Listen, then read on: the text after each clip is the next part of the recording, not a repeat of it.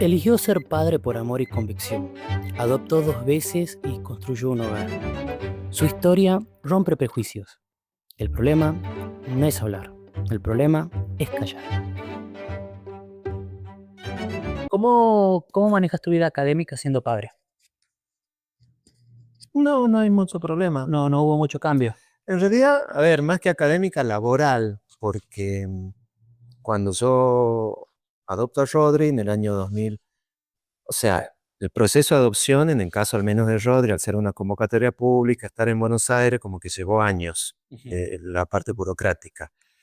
Y todavía no estaba adaptada la legislación, ahora tampoco, pero Ujú. menos antes, para nuestras realidades familiares, digamos. O sea, Sí, yo como varón no tengo licencia, tengo un día de claro. licencia. Y en el caso de adopción creo que una semana, una cosa así. Nada. Y en la época de Rodrigo, el convenio colectivo de trabajo que teníamos nosotros era solamente licencia para la mujer que adoptaba eh, niños hasta 6 años. O sea, yo Claro. era hombre, mi niño tenía 10 años, o sea, no entraba. Entonces, nada, Rodrigo nos conocimos en vacaciones. Ujú. O sea, con Rodrigo primero, no, yo estaba, acá tengo que explicar varias cosas antes. Yo conozco a Rodrigo en Buenos Aires porque yo estaba haciendo mi doctorado en Buenos Aires. Ujú. Entonces yo estaba viviendo un tiempito en Buenos Aires con licencia por formación, digamos, que es una gran ventaja que te da la universidad, te Sí. daba en aquella época y me permitió estar un buen tiempo en Buenos Aires y ahí donde yo aproveché para hacer el trámite, o sea, me Ujú. vinculé con Rodrigo y empezamos a conocernos y yo iba a visitarlo y yo lo traía a mi departamento que alquilaba en Buenos Aires, bueno, pero eso duró 3 meses. Después Sí. entramos de vacaciones y ahí donde yo lo traigo a Tucumán. Y también los docentes tenemos la suerte también de tener como periodos largos de vacaciones. Ujú. Y en el caso del docente universitario, tengo muchas ventajas en el sentido de que la carga horaria la podía manejar yo, digamos, poner Mm. determinadas franjas horarias para dar clase, para dar consulta, para etcétera. Entonces, y además, es un lugar muy amigable, digamos, la Facultad de Filosofía y Letras, en Sí. el sentido de que varias veces lo llevé a Rodrigo a dar clase y y esa desventaja que tenía Rodrigo de no hablar muy mucho se me volvió una gran virtud porque se quedaba quieto en clase y me escuchaba y se quedaba jugando con un celular o con algo y yo podía dar clase. Y al contrario, mira lo que es el patriarcado, las vueltas que tiene. Había colegas mujeres cuyos jefes les hacían problemas, digamos, porque porque les había faltado la niñera y Sí. iban con sus hijas a la oficina, ni siquiera a clase. Y todo el mundo se enternecía conmigo. Yo me imagino, bueno, me lo dijeron, de hecho, sea pobre, o sea, tiene que estar lidiando con un chico claro, el varón parece que Y que es como más débil, ¿viste? Para la entonces crianza, tenía como pobre. ayudas Sí, en todos lados, mientras que a las mujeres le ponían obstáculos, a los varones nos facilitaban incluso el cuidado de los chicos. claro. Es muy loco para mí el tema del patriarcado de las vueltas que tiene la Claro, también sociedad, ese porque ese Charles Balan desbalance, tenía como más derecho que mis colegas mujeres claro. a llevar a mi hijo al trabajo. Claro, para hasta esos desbalances, digamos, que no tienen se contradicen todo el tiempo de darle más licencia a la mujer, por ejemplo, a tener al bebé y no al padre, pero el padre después como un caso especial cuando lo está criando solo. Exactamente. Entonces, Entonces, eso me ayudó paradójicamente en el laburo. ujú, eh, Obviamente ese abuso del patriarcado en ese sentido, pero también el carácter de Rodrigo, ahora ni loco la llevo a Xiomara, Xiomara tiene otro carácter, es re inquieta, no se queda quieta, no la llevo a ningún lado y hago todo lo posible con un sistema de red que tengo de depositarla a la niña, que ya tiene 7 años, tampoco estamos hablando de una bebé, en distintos lugares de mi red de cuidado, porque me enloquece, o sea, es otro es carácter otro mundo. y es otro mundo. Y, y bueno, qué sé yo, en ese sentido, el laburo que yo tengo académico no fue difícil porque es un tipo de laburo que es muy permeable a la vida familiar, al menos en los circuitos que yo estoy. Conozco otros circuitos tipo CONICET, tipo ciencias más duras o más exactas o más frías, Ujú. donde incluso le ponen reparos a algunas mujeres con respecto, no formalmente obviamente, sino en la conversación, en las rutinas, de No, hoy sí, si porque querés hacer carrera, formalmente les claro, conviene tenés muchos nada. problemas. Sí. Pero en la práctica, en las burocracias, o sea, te ponen a competir de forma tal que si vos tenés que criar, no Ujú. podés hacer carrera. Y realmente la academia en ese sentido se pone muy dura, muy patriarcal. Gracias a la ola verde, al feminismo, estas cosas se empezaron a visibilizar y a cuestionar. La Ujú. carrera de CONICET, las carreras de investigación, los doctorados, los postdoc, los viajes. Ujú. Nosotros viajamos. Esa era otra ventaja que yo tenía. O sea, yo agarraba, lo llevaba a Rodri a mis viajes y disfrutaba mucho más que cuando andaba solo, porque claramente yo me iba a un congreso y Rodrigo venía conmigo y se sentaba a un costado, Sí. pero porque, insisto, el carácter de Rodri era más tranquilo. Yo hace, no sé, desde la pandemia que no me voy a ningún congreso, Sí. por esto que yo te decía de esa sensación que uno se vuelve más vulnerable y yo la agarro a la nena, que no es nena, no es chiquita, pero ya puede manejarse sola, y puedo dejarla en casa de sus tíos, tías y qué sé yo, Ujú. pero no me voy hasta más lejos de Santiago del Estero, digamos, del Congreso, digamos. Entonces, hay un punto que sí, cuando yo me dedicaba solo, digamos, a la academia y al laburo, era como que ponerle que el 80-90% de mi energía estaba concentrado en eso. Sí. Y ahora es menos de la mitad, que no me escuchen en la facultad. Pero mi energía, mi cabeza, mi carga mental está en el cuidado, que realmente requiere mucho, mucha Claro, carga mental. priorizaste otra parte, digamos, de tu vida. Y también es cierto que la carrera académica hace que uno, qué sé yo me Sí. doctoré. Una vez que te doctoras, ya has pasado una instancia muy intensa en tu carrera, que es llegar a la tesis doctoral y toda la carrera académica, es como llegar a un remanso, digamos. Ya Ujú. estás habilitado dentro de la academia, ya estás más tranquilo, por decirlo de algún modo, en la carrera Relajado, entre profesional. comillas. Si vos querés seguir enloqueciendo, te seguí enloqueciendo. Siempre. Uno puede Pero ser. no es lo mismo entrar, digamos, en la academia, en esta situación, que ya estar ya te diría, no en la mitad de carrera, yo ya Mm. estoy llegando al final de la carrera, yo en 10 años ya estoy terminando, digamos, la carrera como profe titular, si las cosas siguen bien, edad jubilatoria, que son 70 años, bueno, me falta un poco, pero digo, hay algo del orden de la madurez personal, por un lado, he sido papá grande, no Ujú. papá joven, pero también del tipo de laburo académico que hace que es una especie de parábola, digamos, la academia, que yo me armé familia en un punto en el cual tenía más facilidades Sí, que otra gente. Y además, varón. claro. Que le agrega, bueno, por el tema patriarcal y todo eso, le agrega un extra. Sí. Y bueno, no estamos tratando ese tema ahora, pero bueno, ya lo has tocado y bueno, está bien que queden claro, digamos, que son esas fallas pocos lógicas que hay en el sistema sobre la maternidad y la paternidad que no tienen nada de sentido. Rodrigo fue grande cuando los adoptados, cuando será adoptado. Xiomara, ¿cómo fue contárselo? Cuando comenzó a tener ese de percibir la conciencia, digamos, de entender su entorno, ¿De contarle qué? ¿Cómo fue contarle que qué? fue adoptada. ¿Que fue adoptada? Me lo preguntó la semana pasada. O Mira, sea, ya tiene 7 años. Y lo que me dijo fue, papá, yo soy adoptada. Y yo le digo, no. Entonces me mira así. No, vos fuiste adoptada. El profesor de filosofía le tocó a la pobre. No es lo ri- filosofía a los ya, 7 años. no es lo mismo ser adoptado.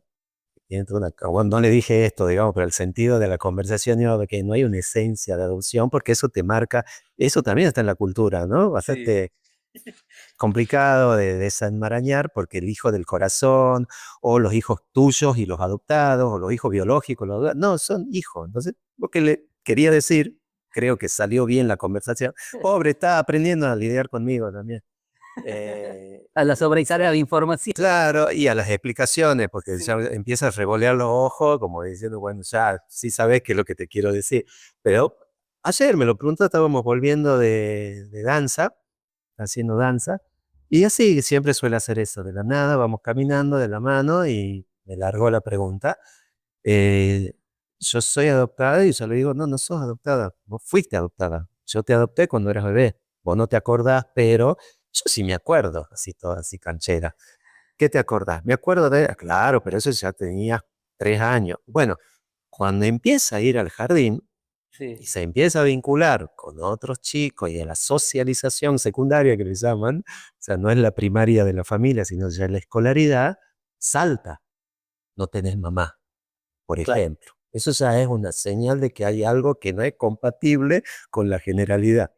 Y yo me entero a fin de ese tercer, de ese primer jardín de 3, porque cuando van a entregar las libretas, las carpetas y qué sé yo, me llama aparte la seño y me dice, te tengo que felicitar por tu hija. Bueno, gracias, yo chocho, qué sé yo, porque termina, dice, por cómo la estás criando. Entonces yo le digo, no entiendo a qué viene el asunto. ¿Qué pasó? Me dice, es impresionante la seguridad que tiene. Entonces digo, no, lo que pasa es que es brava de carácter. No, me dice, yo te lo voy a contar, me dice, porque a mí me parece como que importante lo que ha hecho. Y le digo, las primeras semanas, digamos, el jardín de 3 años, o sea que recién están entrando a la escuela, y empiezan a hablar de sus familias, Sí. de sus casas y qué sé yo. Por suerte es un colegio, Colegio del Sol, el Jardín Kinder, que tiene una mirada muy amplia, tiene una mirada realmente respetuosa de la diversidad y qué sé yo. Tuve mucha suerte, la verdad que yo tuve mucha suerte en todas estas cuestiones. No es la generalidad de los colegios, y no porque sean discriminadores ni nada, sino ah, vamos al ejemplo concreto de esta educación preescolar o de 3 años, 4 años, hablar de la familia, no hacen el árbol genealógico, porque lo que normalmente hacen dibujar es el arbolito Ujú. del papá y la mamá, de que el papá del papá es el abuelo paterno, la Sí. mamá del papá el abuelo, entonces arman el arbolito re biológico, sí, heteronormado, etcétera, Sí. etcétera. Por suerte, no lo hablaron así, pero obviamente saltó, y esta es la escena que me contaba la seño, estábamos hablando de las familias, de las distintas familias que hay, no sé, Xiomara contó de su papá, de su hermano y del gato. Esa es nuestra familia. Hasta el día de hoy la presenta así, gato incluido. Eh, que me hace mucha gracia porque el gato la ve venir y sale rajando, digamos, Claro. pero en su imaginario el gato la quiere mucho. Es parte de la Sí. familia. La cuestión es que salta una vocecita de atrás, yo la teatralizo la escena porque me lo ha contado, Sí. diciendo, pero vos no tenés mamá, le manda así un Francisquito de atrás, no sé, alguien de atrás. Y dice que Xiomara inmediatamente se da vuelta, ni siquiera mueve el cuerpo, se le da vuelta sobrándolo y le dice, yo no necesito mamá como vos. Entonces, yo decía, y yo ahí dije, esto se viene bravo, digamos, porque Uy. te imaginas, o sea, nunca lo habíamos hablado en casa y cuando Ujú. ella se ve en esa situación de tener que dar explicaciones de su familia, da una respuesta efectivamente, no tan solo desde la seguridad, sino desde la naturalidad Ujú. de que hay muchos tipos de familia y claro, eso lo vivió porque ella vive rodeada por su papá, digamos, de diversidades. Claro. O qué sé yo, en ese momento, cuando llega Xiomara, yo estaba full con la biblioteca Yelén y en ese momento había muchas mujeres trans que iban a la biblioteca Sí. y yo caía con la bebé. Y cuando Xiomara conoció a una de las chicas que estaba pintada como puerta, con las uñas así largas y toda producida, se acercó y me hizo así, con los dedos. Y me mira, no me acuerdo ya quién era la compañera, y dice, quiere que le pinte las uñas. ¿Puedo? Sí, le digo, total, después el saco, vemos cómo le sacamos, pero bueno, quiere jugar. E inmediatamente, efectivamente, Xiomara se fue a la primera chica que vio, digamos, con las uñas larguísimas y qué sé yo, a que le pinten. Y yo tengo una de las primeras fotos de Xiomara, era una chica trans pintándole las uñas. Y yo decía, bueno, irá aprendiendo, digamos. Claro. Y de hecho es así, digamos, después de 6 años que llevamos juntos, Ujú. eh, nada, no es tan solo por el mundo LGBT, o sea, al frente de mi casa vive la abuela con su nieto. En el otro costado del condominio vive una mamá separada, divorciada, con un hijo, el otro hijo ya se emancipó y este hijo los fines de semana se va a la casa del padre, entonces sabe que tiene una familia con un papá que vive en un lado y una mamá que vive en el otro, y así sucesivamente, o sea, no hay nadie normal, Claro. pero no tan solo porque yo sea del colectivo, no hay nadie normal. O sea, de tal forma nos han impuesto la normalidad que ha Un hecho esquema tan... que ese nenito de atrás le quiera sacar la ficha diciendo no tenés, el típico bullying, digamos, escolar, Sí, a vos te falta tal cosa. Y nada, hoy en día es bravísima en ese sentido, siempre Xiori, filosa contestando. porque ya ni te contesta, o sea, ya pasó la etapa de querer afirmarse contestando, sino que circula con mucha, no sé cómo es, naturalidad, esa es la palabra, circula Sí. con mucha naturalidad en la diversidad. Entonces, a mí me parece como que una especie de objetivo cumplido, porque para mí era todo una duda. Cuando yo fantaseaba en ser papá y tenía claro que iba a ser papá soltero, me salía mucho la duda de cómo será, cómo lo tomarán los chicos, digamos. Claro. Y la verdad que es cero problema. Claro, porque bueno, fue creciendo en un entorno que no tenía una estructura tampoco, que era, no digo por una estructura, sí hay siempre una estructura, pero que no era rígida esa estructura. Sí, y además se da cuenta de la diferencia en el sentido de que sabe que hay esas estructuras, porque Ujú. mi familia biológica es súper estructurada, o Sí, sea, hay papá, hay mamá, hay abuelo, ¿verdad? Todo lo que se espera, digamos, en la cis heteronorma.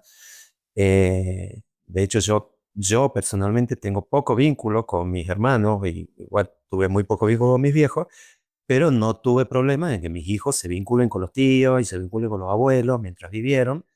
Entonces tuvieron la mirada también de una familia muy estructurada, formal, heteronormada, con las, entre comillas, ventajas y desventajas, y también conocen ese entorno raro, de por decirlo de alguna forma, queer, que le decimos, del papá. Y Xiomara a veces cuando se enoja y sí. me pelea, me la manda, digamos, onda, puedo irme a la casa de la tía porque, onda, allá tienen otras rutinas, o la religión, por ejemplo, encima le toca un padre ateo, en una provincia, en una cultura que es ultra religiosa. Claro que en la escuela Eh, siguen haciendo el rezo, el trago. entonces se enojó en un momento determinado de por qué no iba y por qué sus primas hacían la primera comunión y qué sé yo. Y bueno, yo decía, mirá, te tocó esta familia. O sea, a mí me tocó una familia muy creyente, muy católica, y yo tomo la decisión de que no, y me he separado y no voy a la iglesia y no vas a hacer la comunión. ¿Y por qué no? Y porque mientras yo te críe, yo te voy a criar con los valores que yo creo que son importantes. Claro. ¿Y por qué mis primas? Porque los papás de tu prima creen que lo más importante es. Ujú. Eh, y claro, a veces mis amigos me dicen, estás exagerando mucho porque explicas demasiado. Y yo digo, tiene 6 años. Claro. Te pones a explicar. Pero ¿por qué ella pregunta? ¿Para qué pregunta? Digamos, si Callada, mejor. si sabe cómo me voy a poner. Y se le pasó, por ejemplo, el tema este de la religión. No te quiso preguntar más, creo. Por ahora, no sé con qué me vendrá más adelante. Pero digo, todas estas cuestiones eran como una gran signo de interrogación que yo tenía cuando no era papá, o cuando era papá de Rodrigo, que no preguntaba, y de repente aparece Xiomara, que es repreguntona. No es ni tan dramático, ni tan complejo, es nada, decir las cosas como uno cree que son y ponerla a disposición, y después veremos cómo sigue. Claro. Bien. Me fascinan las respuestas muy extensas que das, porque primero es un placer escucharte hablar y también es como que me responde como cuatro preguntas a la vez, como, ya está, las dejo ahí nomás. Mejor por un lado. Sí, pero hay una pregunta que me interesa, porque hay una cosa de que cuando es biológico el hijo, siempre dicen, ay, es parecidísimo al padre. Tiene las mismas actitudes que él. ¿Vos ves algo reflejado de vos en Rodrigo hoy con 24 años? De hecho, me lo dijeron Sí. gente que no nos conocía, eh, que daban por supuesto que Rodrigo era mi hijo biológico y que mi mujer era afro, porque Rodrigo es moro, o sea, físicamente no somos parecidos, porque Rodrigo es afrodescendiente, digamos, Sí, mocho, nariz grande, labio grueso, piel morena. sí, Entonces, es casi obvio para mí que nos ven, no somos padre e hijo biológicos. Bueno, hay gente que llegó a creer que su mamá era, que yo estaba en pareja con una mujer afrodescendiente o sí. africana, porque éramos muy parecidos, por los gestos, por la forma de hablar, y bueno, eso es la construcción cultural, digamos, lo Sí. que insisto que los lazos, la familia y los lazos familiares tienen que ver con la convivencia, con el compartir, con el contenerse y con el reflejarse en el otro. Sí, Y sí. Rodrigo se crió mirándome. Ya se había criado, digamos, antes, pero emotivamente el encuentro familiar se dio con un tipo con tales características que él, por ejemplo, tiene una lengua muy reducida, digamos, en comparación a su papá, Sí. que habla hasta por los codos, pero las expresiones son iguales. O sea, él de repente me dice, obvio, papá, Digamos. porque es la forma en que yo, el tonito, todo, los gestos de la cara, las poses, los chicos te escanean, digamos. Sí, Entonces yo creo que claramente esa mirada biologicista tiene un anclaje en los genes, sí, claro, porque qué sé yo soy idéntico, cada vez me parezco más a mi viejo. sí. Veo la foto y soy mi viejo, y mis hermanos, o cada vez nos parecemos todos entre nosotros los varones, pero es muy fuerte también las semejanzas familiares, digamos. Sí, es eso, es una semejanza familiar. Sí. ¿Y Xiomara? Xiomara es más oposicionista, es más hacer la contra, pero también creo que tiene que ver con otra faceta mía, digamos. Mm. Eh, Vos no tenés un recuerdo vívido realmente de cómo eras vos de chico. yo sí, es más, Oh, sí. Xiomara me llevó a repensar todo eso. Xiomara me llevó al borde, digamos, de Te tiró todo lo que no te tiró Rodrigo. totalmente, todo. Me cuestionó realmente con mi seguridad de que ya había criado uno. Sí, Entonces yo venía re canchero, digo, no, esta claro, es la no, segunda. ya soy papá, ya. Socialmente también dicen, los segundos se crían ya, y los terceros y cuartos se crían solos. Yo venía con todo eso armado y de repente no. Y creo que no es porque, además, bueno, tiene su carácter y todo lo demás, pero porque cada chico es un mundo. Y en ese sentido, Xiomara me replanteó no tan solo decir, realmente yo estaba llegó un momento que yo sentía que se me quemaban todos los papeles y yo no sabía qué hacer, Yo no se tenía portaba voz. re mal y yo estaba todo el día gritando y que era el vicio, porque si yo gritaba mal, o sea, le chupaba un huevo, dicho mal y pronto, lo que yo hiciera, porque ella había decidido que iba a romper esa norma. Nada, ya ni me acuerdo qué era, porque todos los días algo nuevo. Que una forma de romper, digamos, las estructuras. Claro, yo he sido un chico muy adaptado a las normas. Claro, Entonces, mi idea de infancia y mi experiencia personal de infancia era muy tranquila, era muy parecida a Rodrigo, digamos. claro, Y yo me volví rebelde cuando salí del closet, a los 20 años, claro. de grande. Y ahí empecé a romper esquemas, ¿eh? Y yo me considero hoy ya de tipo grande, un tipo que rompe bastante esquemas, digamos. Claro. Y eso es lo que está viendo Xiomara.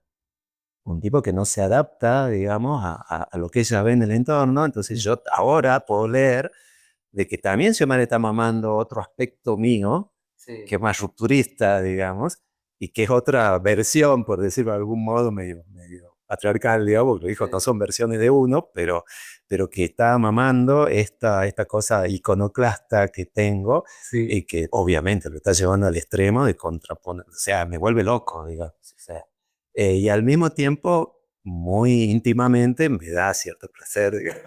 Que era una locura que te encanta.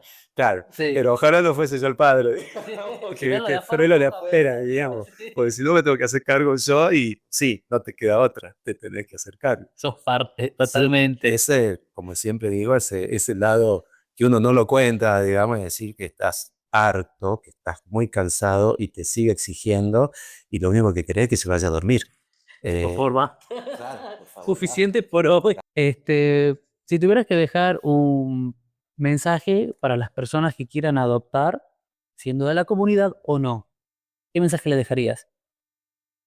Es muy amplia la pregunta, pero Mira, en realidad yo no sé si pensar en un mensaje a las personas que quieren adoptar, que sí es una población muy relevante, digo.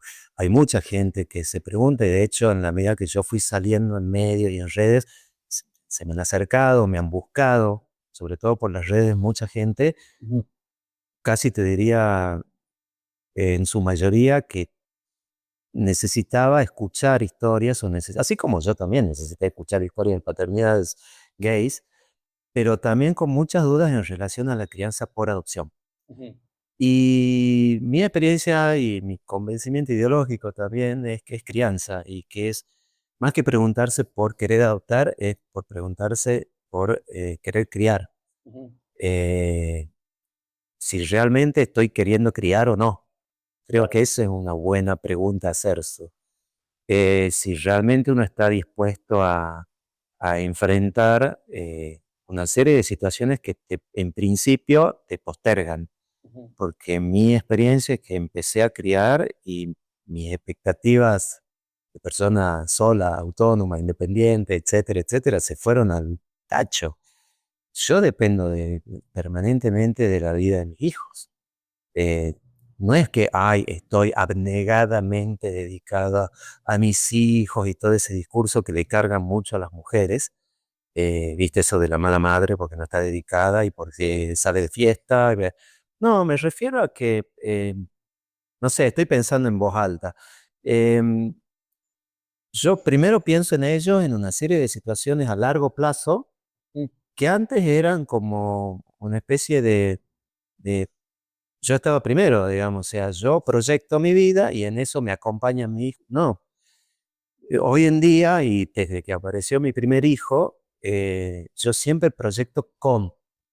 Eh, eh, está bien que en el caso de Rodrigo, al tener una discapacidad, es una situación muy especial en el sentido de que son proyecciones bastante distintas Ujú. porque son personas que necesitan de apoyo constante a lo largo de su vida, de distintos tipos de apoyos.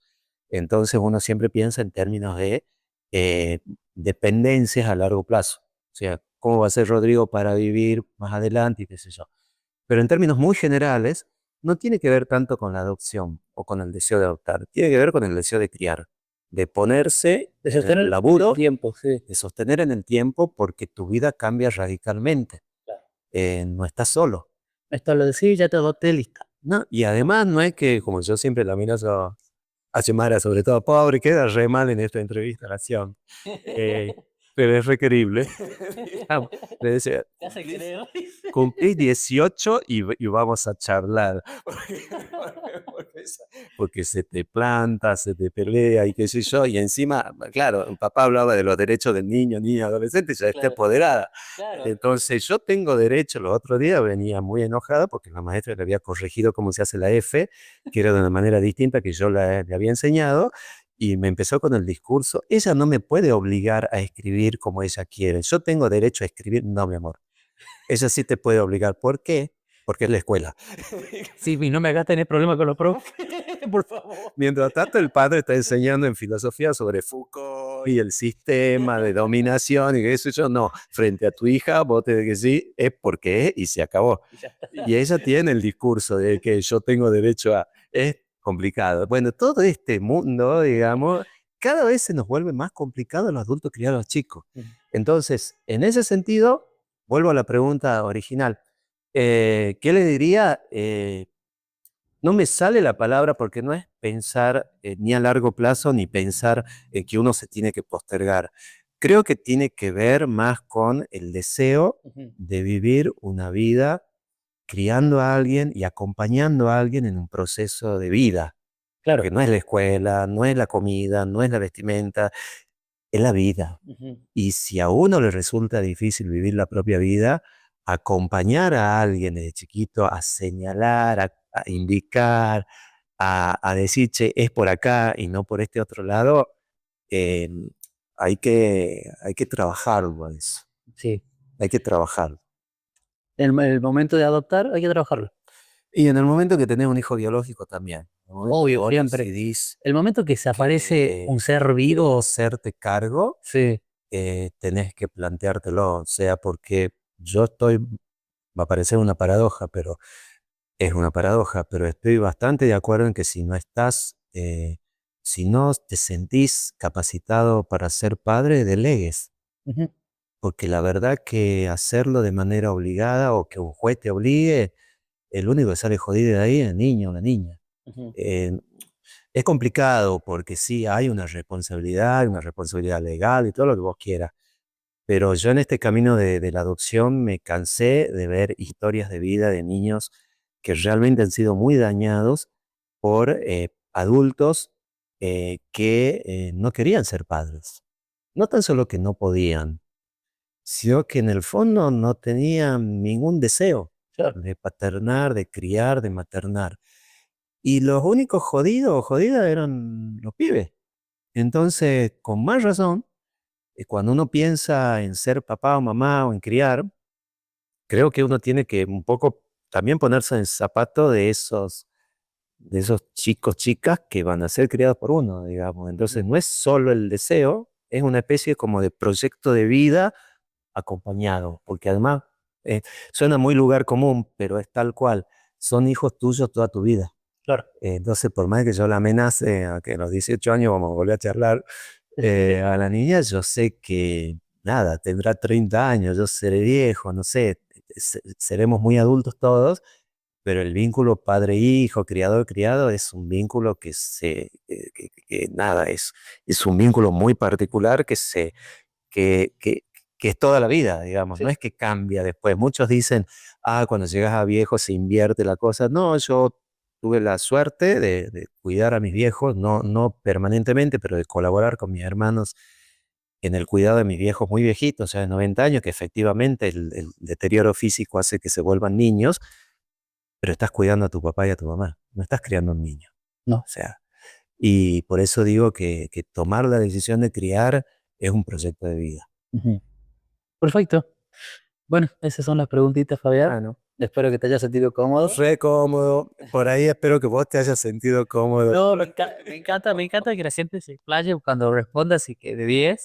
Bueno, no te preocupes. Y nada, esas fueron las preguntas.